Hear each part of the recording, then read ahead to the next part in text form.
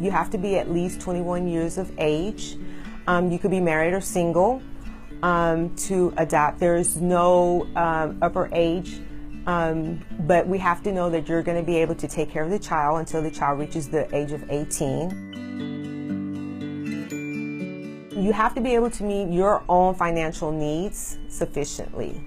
There is going to be a time period in which you are expected to probably use some of your financial resources to take care of the kids until, we work out through the adoption and you get an adoption subsidy.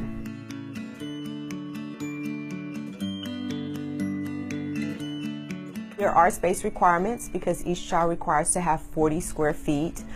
So in a room of 8 by 10, you can have up to 2 children. In a room of 10 by 12, you can have up to 3 children.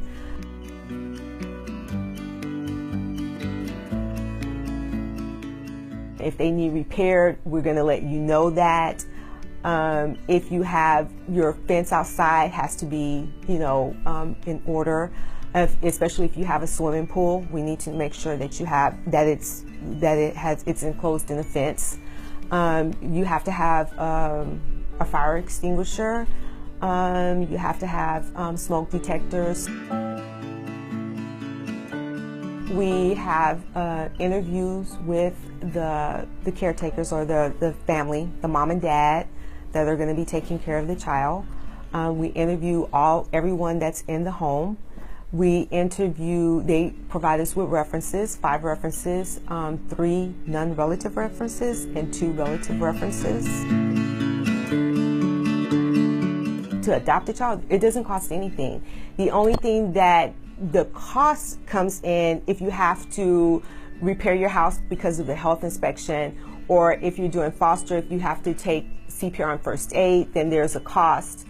If you have to do the fire inspection, there's going to be a cost. If you have to do TB for foster, then there's a cost. If you have pets and you have to get a pet vaccination, that's where the cost comes in.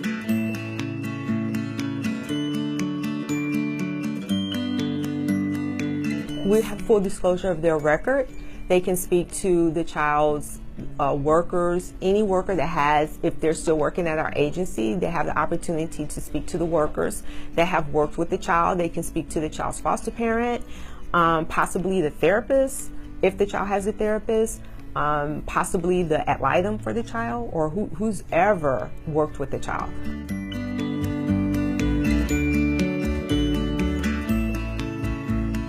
The first step is to call us. That's the first step. Our information line number is area code 210-337-3117. That's the information line.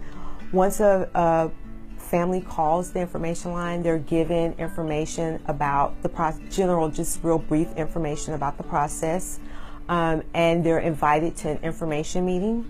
Those meetings are the first Saturday of every month or the third Thursday of every month.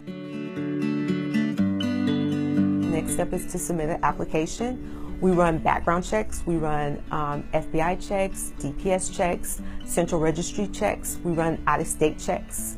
So we run all those checks. If everything checks out okay, then the family is invited to a training class.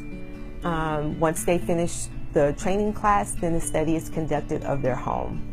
And if everything checks out okay, then we will approve them for adoption or verify them for foster care.